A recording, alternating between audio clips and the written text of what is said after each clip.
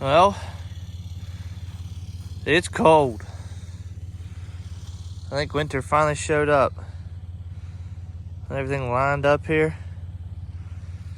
Just moving trailers around for the morning. Taking the mega cab and the gator, as we've got a truck to move and then a load of flatbeds. And we'll be getting close to Christmas time. All right, this 6.7 Power Stroke came back from Ohio for a customer of mine. Now Chuck brought this back and dropped it here at my place, and I told him I would deliver it the rest of the way because it's actually close to where I live now. Checking this thing out, see if we can't get a cold start out of this 6.7.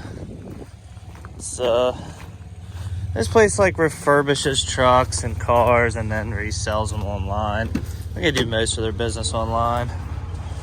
But let's see if we can't.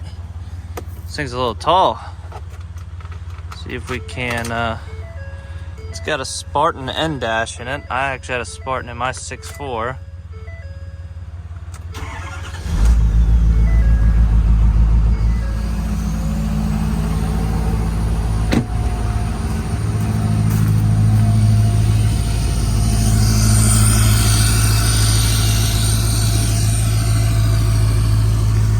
She's a little angry. About 24 degrees right now. Flip these ramps out and get it loaded up. Oh, there she is all loaded up.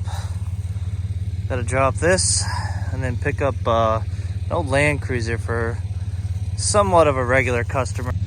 They're somewhat of a regular customer, but you usually can't accommodate what they need. They're local to me, and all they do is work on old Land Cruisers. And usually it's bringing vehicles like, most of the people that own them are people in the city, really. Most of the vehicles that I've brought for them have been out of like the Baltimore, DC area. So I have one to pick up outside of Baltimore tonight. And then after we drop this off, it's about 20 minutes down there. And then in the morning, I'll drop that off, as I have to come back up this way to drop it off to get loaded to go to,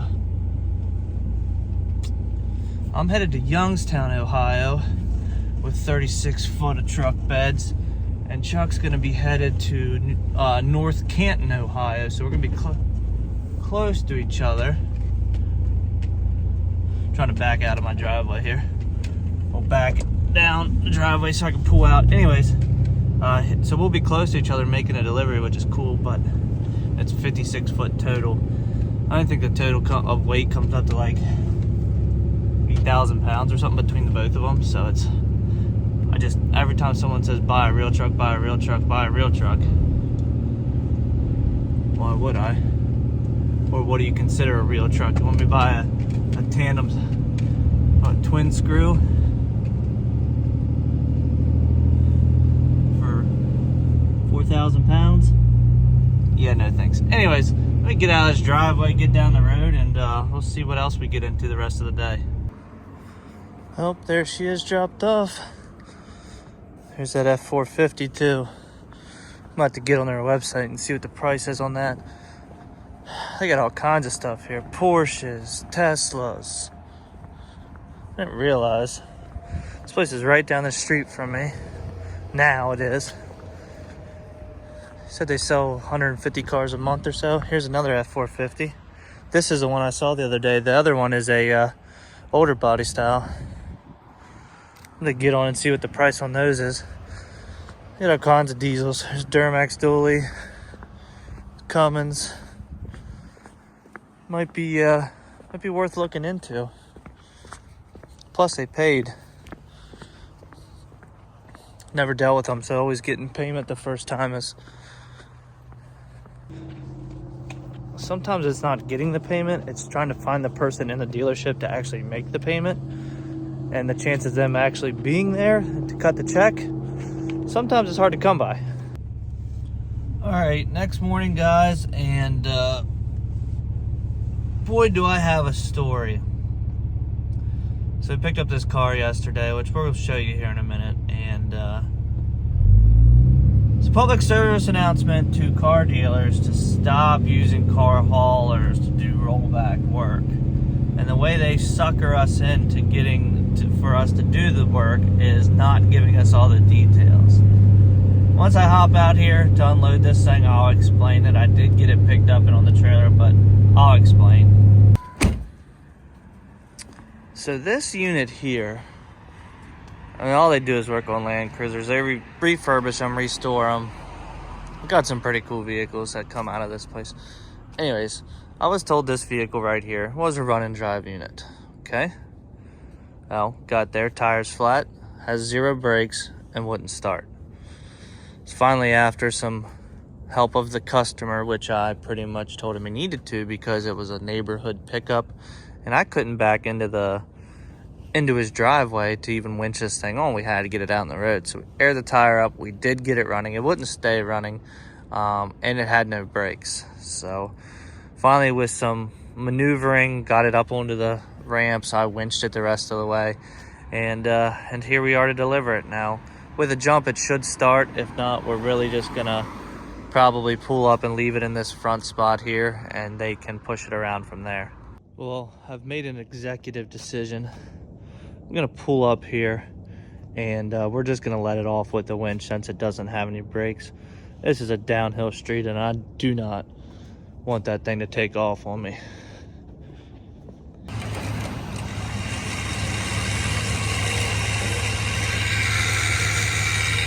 Sometimes you just got a problem solve.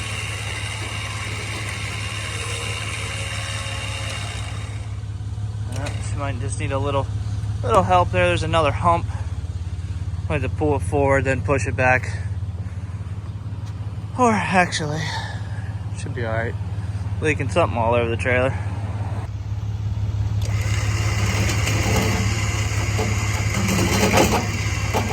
This is how I don't know how people get away without having a winch. God, these things are lifesavers.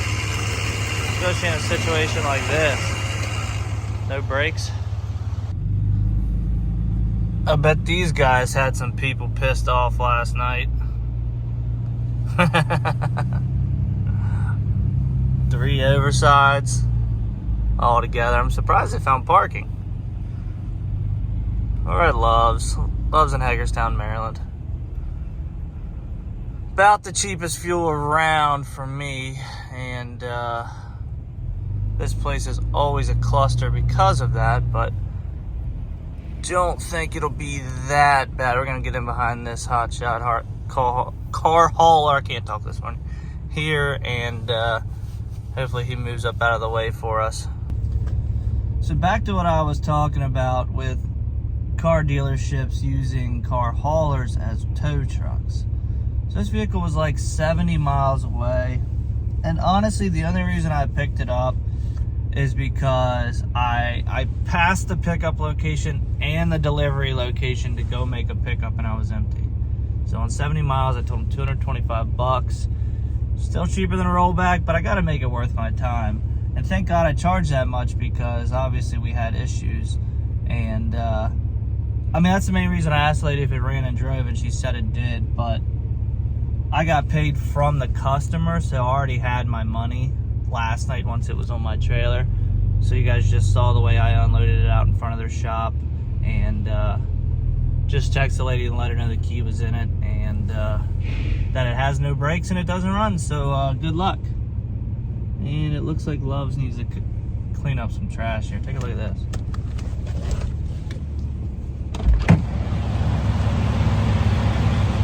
Come on, do better, Loves.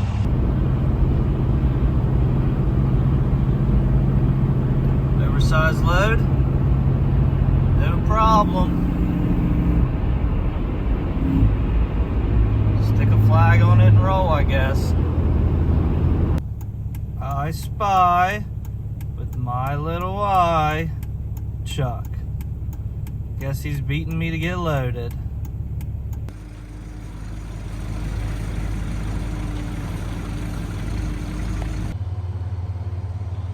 Alright, well there's the first half of my load.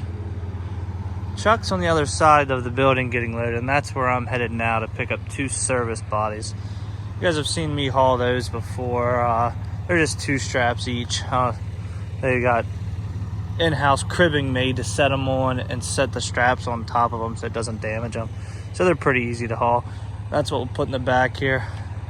Decided we'd put these up front because being stacked so many high, they like to bounce around some. So we got 4 straps on those, and then we'll put 2 straps on each of the service bodies.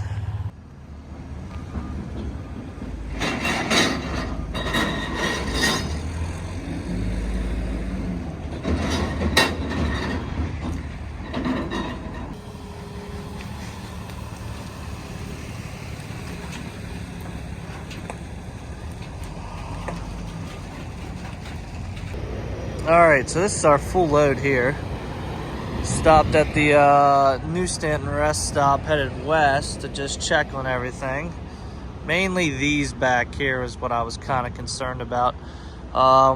Because we could have put these in there, but with this being in plastic wrap and so many individual pieces, I kind of wanted to just sit down here on the deck, and it's heavy. I didn't want any more weight in that stack than needed to be. So we were going to set these 2 down by themselves, but we can stack them with all their cribbing that they include in these. I mean, they even got lift points to lift these things, so we've got those in there. All one stop, one pick, one drop.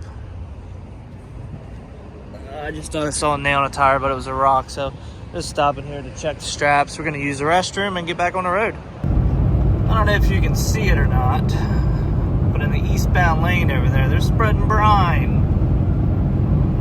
Didn't think there was any weather coming in, but I guess I was only looking at my house and not here in Ohio, so once I get stopped, I'll hop on the weather app and see when it's supposed to roll in. Alright, so we're unloaded. We're headed back east. Gonna make a quick stop at Manheim, Pittsburgh. I have a customer. It's kind of worked out just perfect. We had a customer that has a truck or something here at Manheim, Pittsburgh. He texted me about it, and I was like, well, if you can have like it paid for and ready to go by 2 o'clock today. I think he texted me like noon. And he said, well, it's already paid for. I already have the gate pass. So I was like, perfect. Send it to me. I'm coming through the way. Like, I'll just get it. So just kind of make it a little bit of a longer night. But it's 4:30 now. We are stopping at this Love's again. So I tried, since he sent me the gate pass, and I need to just carry a printer with me. It slipped my mind. I need to take the printer I have, the little mobile one I have at home, and just put it in the truck. But it slipped my mind, and I need a gate pass. But I was already at this Love's once earlier to try to get it printed out, and I needed fuel anyway. So I stood there for like 15 minutes, and their like internet, they said, is really slow. So it's been like 2 hours since I've been here. So I'm gonna pull back in and see if it came through. If not, I downloaded this app to be able to fax, and they said if I could fax it, it'd probably work a little better. So probably just stop and get dinner here. Just making sure there's a spot I can pull through here. I might just grab one of these like pre-made pizzas, God loves, Godfather's, God something pizza, and just get back on the road quick. It ended up working out. Empty trailer, gate pass, pizza, a mega cab with a bunch of damage. Hopefully we get that. Got a hold of the insurance company, got a claim number and everything, and hopefully get an estimate and get this thing fixed up. It's kind of been a pain in the butt working with Geico, because since my truck's drivable, they're making me, well, they're not making me, I have to go to a one of their approved repair facilities just to get the estimate. I don't have to get it fixed there. That's my right to get my vehicle fixed wherever I want. But I still have to go to one of their locations. They said because of COVID, they won't send somebody out unless the vehicle is inoperable.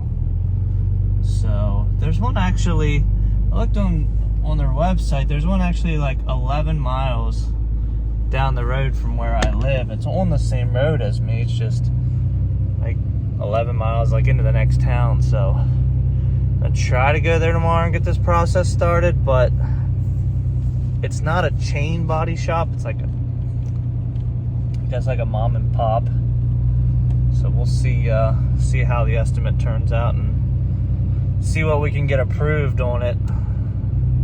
So I kind of want it fixed correctly, but I guess so the experts. And like the thing that's going to be hard is to be able to find fender flares without them having to buy a set of them, which I don't even know if I'll put them back on, but we'll see how that goes. Nice little sunset tonight.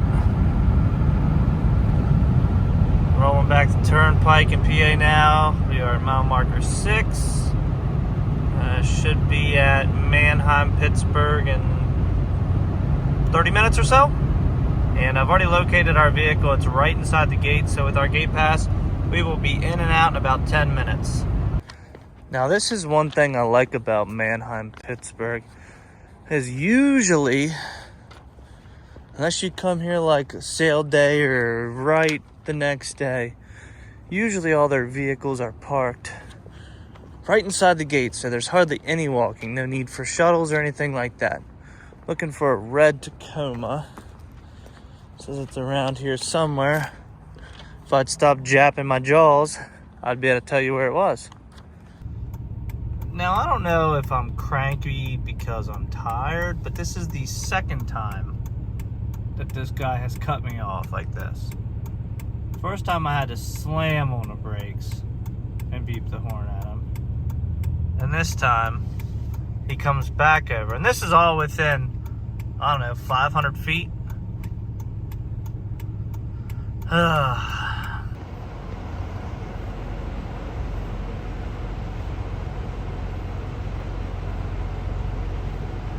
Alright, so I'm gonna ask a couple questions, a couple favors from you guys. One, I'm looking for a freight dispatcher. I'm looking for someone to keep us loaded on our back hauls because I don't always have time to be on the load board and constantly refreshing and things like that. So I'm willing to pay somebody, obviously fair percentage, to keep us loaded on our back hauls. It just makes sense to pay somebody to make that extra money and hopefully make things a little easier. Second, there's a specific truck I'm looking for. I'm looking for a second gen, obviously it'll be an extended cab, 2-wheel drive dually, preferably 5-speed manual. Don't ask why, but let me know if you come across one. Man, there's days I really wish I had an office person. Eventually that person will probably be me part-time out of the truck, but from the last, I mean, it's been a 16-hour day. It's 10 o'clock now. It's been 16 hours since I left the house. Obviously haven't been driving for 16 hours, but 16 hours since I left the house this morning. And all within the last, I don't know, hour, I've got messages about moving a 4500 series like Chevy Kodiak with a chip body on it. I got a local business reaching out about moving boats, aluminum boats, and it just makes it tough sometimes to try to respond to people now. You can do hands-free and respond to messages that way, but sometimes speech to text doesn't always come out right. You gotta proofread, all that crap. So just makes it hard while trying to drive and get home safely. Anyways, This truck, we're in the mega cab. I think it's having a turbo actuator issue that has just started. I noticed that the exhaust brake has been acting a little funny, and I got a check engine light for it. So if I'm not mistaken, this is one where the actuator can just be replaced. In half a mile, turn left Quote me on that, Washington but I Road, remember then turn right. someone doing it. We'll figure that out. I'm too tired. I'm 2 miles from the house. Too tired to worry about that. But for tomorrow's video, or the day after this video is posted, I want to do some talking. Since that's the end of the year, I want to do some talking about plans for next year, and also plans for next few years that I'm setting into place. A couple goals I want to reach, and one of my big goals, I'll kind of explain what I'm thinking on that. So see you guys on the next one. Don't forget to give us a thumbs up, and keep on trucking.